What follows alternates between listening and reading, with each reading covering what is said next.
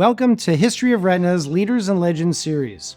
The purpose of these interviews is to capture first-hand stories from individuals with unique retinal insights of historical significance.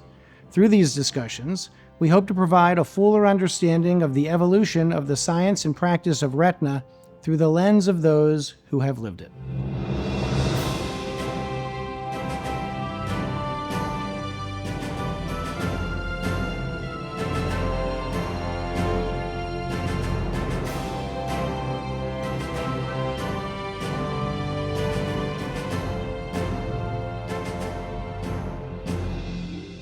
It's a pleasure for me to be chatting today with Dr. Jose Pulido.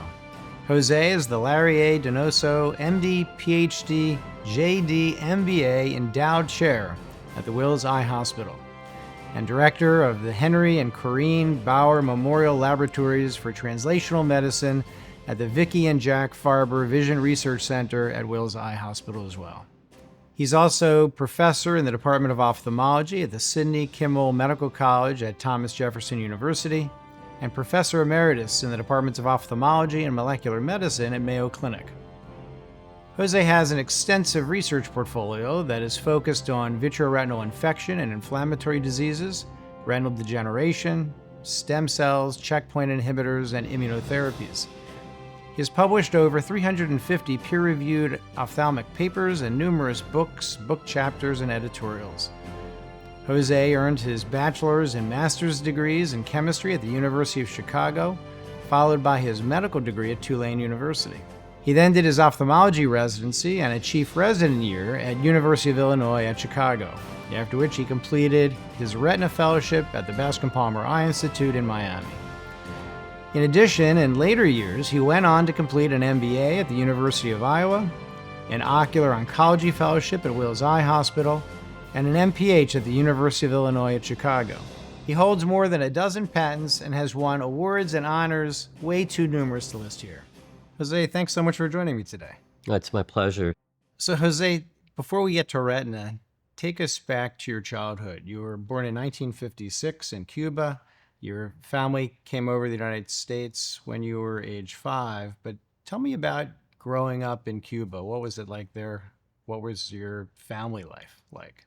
I grew up in Cuba during revolutionary times, and still remember in 61, right after Bay of Pigs, I was watching TV, black and white TV, and there was a knock on the door, and these men come in trench coats. Now, you have to realize you don't need coats in Cuba. And they had submachine guns and put my dad up against the wall, and they said, we think you have 1,000 American dollars here, and you're going to go to jail unless you give it to us. Well, we didn't have 1,000 American dollars. So while I was there, watching my dad against the wall, my mom and my grandmothers went around the neighborhood collecting money so that these people would leave. And at that point, my parents said, this amongst themselves, this isn't good. Before all this happened, my mom and dad were first-generation college persons, and my mom studied to be OBGYN and one of the first women physicians, and my dad studied to be a general surgeon. His dad was a shoe salesman, and they had worked very hard, but after the revolution, we were considered bourgeois. Now, I would go to the school and the kids would call me bourgeois. And it was after that that my parents decided this is not good, and started telling us kids that we were going to the United States for 2 weeks because Dad was going to be at a meeting in New Orleans. And so we would hear all the time, 2 weeks, 2 weeks, 2 weeks. And when we got to the airport, the guards asked us kids, because kids always tell the truth, how long we were going to be in the United States, and we told them 2 weeks. And so with 2 bags, $200, no jobs, we left and came to the United States. Wow. And so where did you all settle? How did you even know where to go? So we got to New Orleans, and my parents asked for asylum, and Catholic Charities put us in a studio apartment on the south side of Chicago. And it was pretty noisy, especially on Friday nights. But we had a place, and my parents studied and worked as lab assistants, and finally they were able to get a kind of internship on the south side of Chicago. The first winter was brutal. And so my dad was able to find a job in Montgomery, Alabama.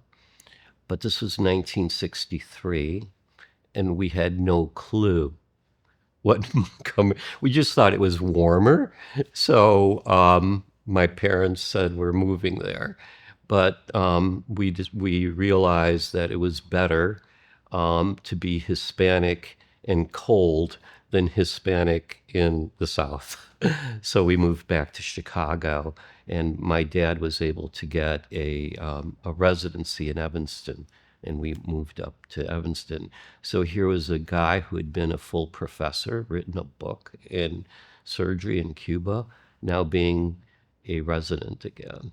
And tell me about high school. What kind of a student were you? Were you Well, good, brilliant, average? So before high school, in grade school, one of the nuns told me that I was never going to amount to anything. So another day, she was talking about Adam and Eve and the whole Bible thing. And I said, doesn't make sense. What about the dinosaurs and so forth? And she started crying but I said, scientifically, this is ridiculous. So, so even then I was, trying to understand concepts of science, and trying to reconcile that with the religious training that I was getting. So then came the time to go to high school, and my parents had a choice of public school or a very good Catholic school. And it was a hardship, and Dad told me, look, we don't have a lot of money, but education is what's important in life. So they sent me to Loyola and Academy, and it was great in terms of what I learned. I had to take Latin and Greek, and it really expanded my mind. Again, I didn't completely fit in, and that story, when I was graduating high school, there were 404 kids that were in black tuxedos and one wearing a white tuxedo. And my parents were livid, but I was one of the top 10 students, so that assuaged them a little bit. So what led you to choose to be that one kid in the white tuxedo? Because I was always a little different. And back then it was difficult to accept that. But now I appreciate the differences. So you went to University of Chicago for college, where you studied chemistry. You graduated in 3 years. Right. And then you went on to get a master's degree in what would have been your 4th year in chemistry. Right. So because I was put up a year when I was young, I graduated from University of Chicago when I was 20. But I had no clue that I had enough credits till I went in there one day and the guy said, "Oh, you can graduate this year." It was like, I don't know, April maybe, and I was graduation would have been 6 weeks later. So I went to the chemistry department and I said, "Look, I guess I can graduate, and I have enough graduate courses that I could graduate in another year with a master's." And so they were very kind to allow me to stay and get a master's degree. And so, what triggered your decision to attend med school? I think what it was the fact that my parents were such role models that that uh, the concept of putting organic chemistry together with medicine kind of pushed me that way. And there was at that time at Tulane a endocrinologist that had won a Nobel Prize, and his work was on peptides that cause the endocrine system to function. And the peptides look so cool. I said, I want to work with this guy. So that kind of pushed me to Tulane and to join this very good endocrine group down there. And then after med school, you went on to an ophthalmology residency at University of Illinois, where you trained with Mort Goldberg, Golem Payman, Jerry Fishman, Joel Sugar. Wow. Lee Jampol. Lee Jampol, all of them greats in their own unique way. Two questions. One, how did you end up deciding to go into ophthalmology? And two, I want to hear about any unique experiences you had with these guys. I loved endocrinology. I was working with one of the people in that Nobel Prize winning group named Abba Kasten, who was an incredible role model. Has a H index of like 100 and over 1,000 publications. Incredible role model. But about that time, my dad was going blind from glaucoma. Had no clue what glaucoma was. Didn't even know how to spell ophthalmology. I thought, well, maybe I should look into that. And I did, and I liked it more. So at the last minute, I decided to go into ophthalmology. But it turns out that Abba Kasten was a friend of Mort Goldberg's. And Abba sent a note to Mort saying, "This is the smartest," this I heard later on, "this is the smartest young man I've ever met." And so that worked out really well. And I got an interview to University of Illinois. And before I had gotten there that day, one of the residents was telling the rest of us applicants that the hardest interview was with a guy named Lee Jampol, and that he asked really hard questions. So everybody was scared. So I go in to have my interview with Lee Jampol, and he, I guess, would ask medical questions. And so he asked me, "What do you know about sarcoid?" Well, I love weird, arcane things. And I had just read a large chapter about sarcoidosis. So I went, "Da-da-da-da-da-da-da-da." And Lee said, "Well, that's very good."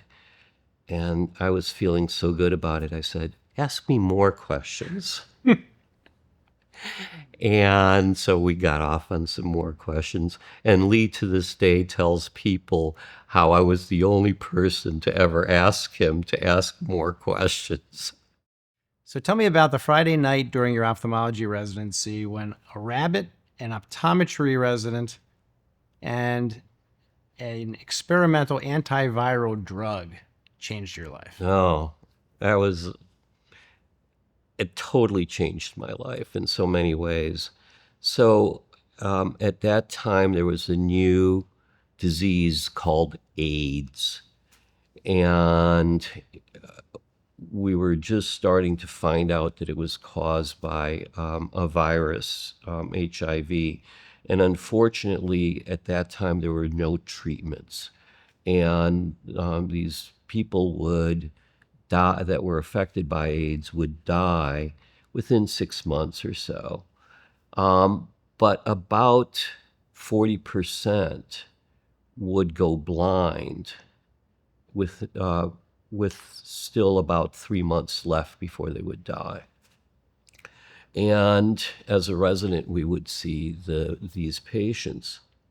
And one of them said, I realize I'm going to die, but it's the blindness that really scares me. It just broke my heart. And especially since my dad had been going blind. And so I started looking to see they were going blind from CMV retinitis, a viral retinitis. So I had done some work with another disease called acute retinal necrosis. And I had proposed to Golem Payman that we should look at antivirals for acute retinal necrosis. And we published on that. And then those antivirals didn't work for CMV, but I saw that there was a new promising agent at that time called BW-B759U. It still wasn't FDA approved. And so I went to Mort Goldberg and I said, look, this is a promising agent. Can we consider using it on a compassionate plea? And he said, talk to Golem Payman and see if he's interested, and talk to the company, see if they'll give you the drug. So I talked to Golem, and he said, we need to do some rabbit work. So on a Monday, we had done the toxicity work, and there was a wonderful person who came in as a patient who was going blind from CMV retinitis. And so I talked to Mort Goldberg, and I said, look, this guy's going blind. And he said, if you can get the toxicity data by Friday, then, and if the patient agrees, then Monday, if it looks good, you can inject. And again, that viral retinitis was going right to the fovea. So Friday, I called Tom Stelmack, and he was the head of the optometry at the VA. And he said, look, I've got plans tonight. I'm sorry I can't do this, but why don't you ask my optometry resident? So I call his optometry resident, and she said, yes, I'll do it, but bring the rabbits over here. And she sounded a little aggravated. So I realized I was imposing upon her time on a Friday afternoon into evening. So I bring the bunny rabbits over, and we do the studies. And at first she would leave me dark adapting alone with the rabbits, but then we started talking a little bit. So by Monday, we had the data, and the data looked very good. We were allowed then to inject on a compassionate use. Made a huge difference. It stopped the disease. BWB759U is now called ganciclovir. And I was so impressed by this lady that stayed late to do the ERGs that I asked her out, and she agreed. 3 weeks later, we were engaged, and she's my wife now. So not only did we make a difference in the lives of that patient, but millions of others, I gained a wonderful wife from that experience. That's a beautiful story. So your University of Illinois mentors clearly had an impact on you. A huge impact. Because you went into Retina. You followed them into Retina. You went to Bascom Palmer. Who did you train with there? So I had the wonderful opportunity to work with amazing mentors there as well. George Blankenship was an incredible surgeon. Harry Flynn, Don Gass. Even though I was a more of a surgical retina fellow.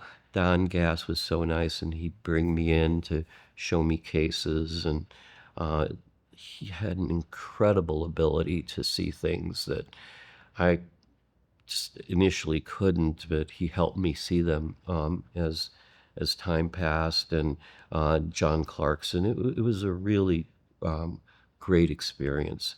I'm very grateful as well there. And it's interesting too because every place has a different philosophy. And at University of Illinois, it was very translational oriented. Bascom was more clinically oriented. And when I was at University of Illinois, I had been told the mantra was that patients with sickle cell disease needed exchange transfusions so that they wouldn't develop sickling during surgeries. So if a sickle cell patient needed surgery, you'd first do 15 units of exchange transfusion so that when they're being operated on, they wouldn't develop necrosis of their eye. So I get down to Bascom Palmer, and we're going to operate on a sickle cell patient. And I said, well, aren't we doing exchange transfusions? They said, no, we just hydrate them. And so we operated, and that evening I get home to my wife and I tell her, oh my God, this eye is going to look terrible this next day. It's all going to be necrosed. We didn't do exchange transfusions. I can't believe I'm involved in this. And the next day it looked great. And I told Harry Flynn, we need to write this up now in the time of AIDS when we don't have markers yet. People are doing exchange transfusions on these patients. And we wrote that paper up. We stopped the whole concept of exchange transfusions. And yet again, it showed me that just because there's dogma doesn't mean it's the right dogma. And so your first job out of fellowship was at University of Iowa from 1987 to 1992. Tell me about that. Every place you see something different. Every place you have different questions that arise. And there I was seeing patients that had intermediate uveitis, pars planitis, we called it then. And incredible number of pars planitis patients.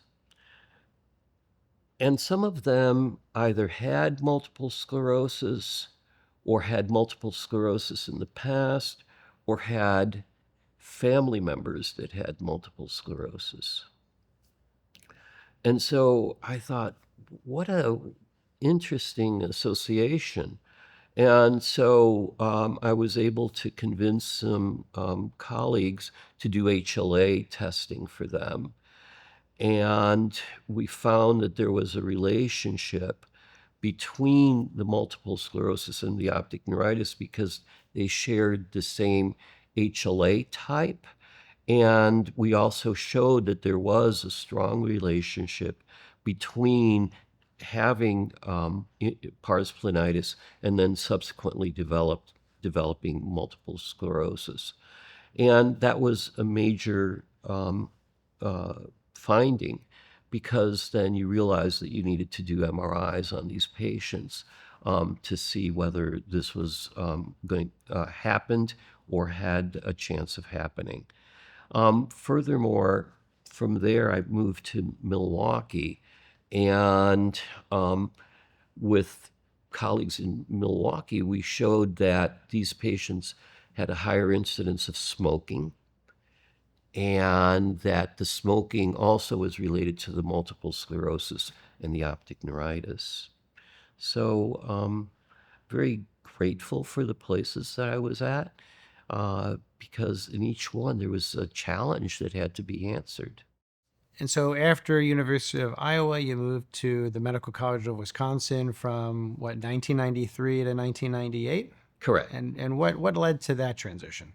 The fact that Medical College of Wisconsin was closer to where my parents were in Chicago, and there'd be multiple trains during the day to Chicago. And the fact it was an amazing retina group there, joining people like Bill Mueller and Dennis Hahn, it seemed like a very nice fit. So I decided to go there. And uh, again, a different group of patients, different things that we had to conquer back then.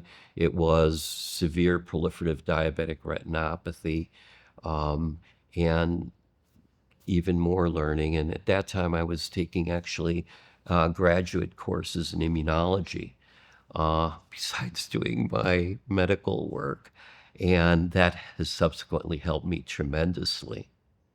So after you had been in practice for 11 years, you left the Medical College of Wisconsin to do an ocular oncology fellowship. This wasn't a 1 year sabbatical that the average person would take, right? You actually left and said, I'm just going to go off and do this ocular oncology fellowship with kind of no other plans for what you were going to do after that. What made you decide to do that? I didn't understand tumors very well, and I don't like not knowing something. And so I told Colleen, I had talked to Jerry Shields, and he was very kind, and he said, sure, you can come. And so I told my family, and again, they sacrificed a lot. With the Shields, you work very, very hard. And I was going to do that for 6 months. And about 3 months, I find out that they call me from University of Illinois because Bill Mueller, who was going to be the chair at Illinois, at the last minute turned them down. So I guess I was their second choice or something. So they call me and I talked to Jerry Shields, and I said, look, this has come up. And he goes, Jose, if they offer it to you, you take it, because I've never had a fellow become a chair right from the fellowship. So they did offer it to me. And in retrospect, I wish I would have stayed to do more of the fellowship, because I really didn't enjoy being a chairman. But you still, I think when you went to Mayo, you did ocular oncology at Mayo, right? And it helped me tremendously. That time with Jerry Shields was really important in my life. Incredible mentor, him and Carol, and I became a pretty darn good ocular oncologist. And again, when I got to Mayo, I was able to make some findings because of that time. I found that the orange pigment that people were seeing actually autofluoresced, and that that then became an important risk factor for melanomas. At Mayo, uh, I did a lot of ocular oncology. We did the work on vitreoretinal lymphoma and its relationship to a biomarker mutation in the MYD88, the MYD88L265P mutation that was seen in 80% of patients with vitreoretinal lymphoma. We were able to show that relationship. We were able to show the relationship between a factor that we called CMEP, cultured melanocyte elongation and proliferation factor, with B-dump. And since I found that factor, I'm able to give it a name. And it sounds like a scientific name, right? Cultured melanocyte elongation and proliferation factor. And it does that. But also, it's Christine Marie Ethan Pulido. I never knew that. That's fantastic. I love that. That is great. Have there been any hurdles or barriers that you've experienced during the course of your career? When I got to medical school, there was a student who had difficulty getting in the first time around. And he came up to me and he said, "Oh, you got in because you're Hispanic." He didn't know me from Adam. From Adam. And I said, "Wait a second. I am 21 years old, Phi Beta Kappa, 98th percentile on the MCATs. And I have a master's as well. And that doesn't go into the equation. It's because I'm Hispanic." And over the times, you run into these things. And it's sad that people either take your name or take your looks and don't give you that chance to look into you.